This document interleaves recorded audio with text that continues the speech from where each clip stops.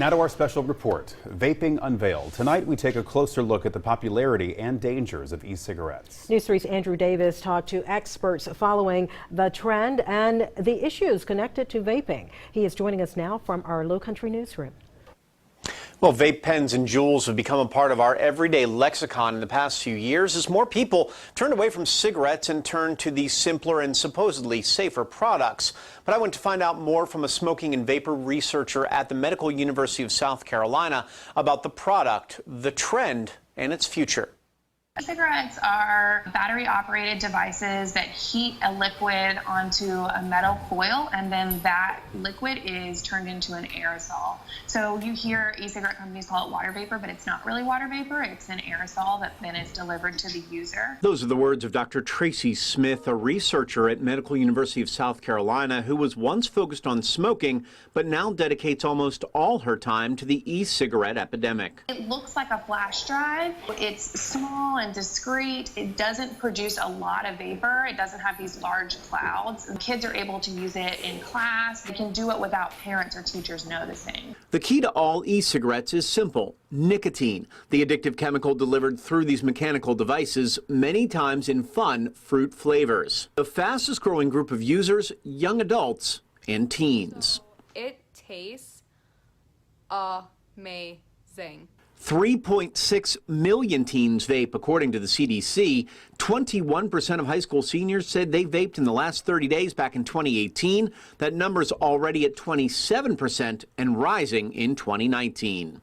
It looks like they really took a page out of the tobacco industry handbook, and they marketed to youth and they marketed to non-smokers. They used techniques that were really appealing to people who didn't use cigarettes.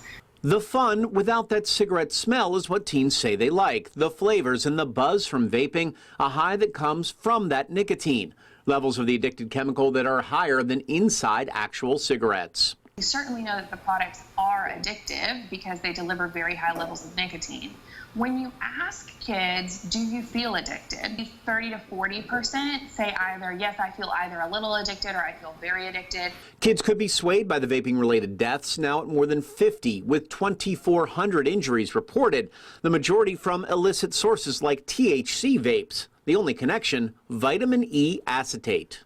People who are making these THC e-liquids or who are creating e-liquids themselves use that vitamin E acetate to thicken up the e-liquid. The ingredients in their e-liquids are recognized as safe by the FDA, or they're FDA approved. They may be safe when you eat them because they're typically used as food additives, but we don't know what the impact is going to be of inhaling them, and especially of inhaling them over 30 or 40 years. And concerning also is the fact that vaping teens are 3 times as likely to start smoking as everyone else. Flavor ban could go a long ways in terms of preventing kids who haven't yet tried e-cigarettes from trying e-cigarettes, kind of the next generation.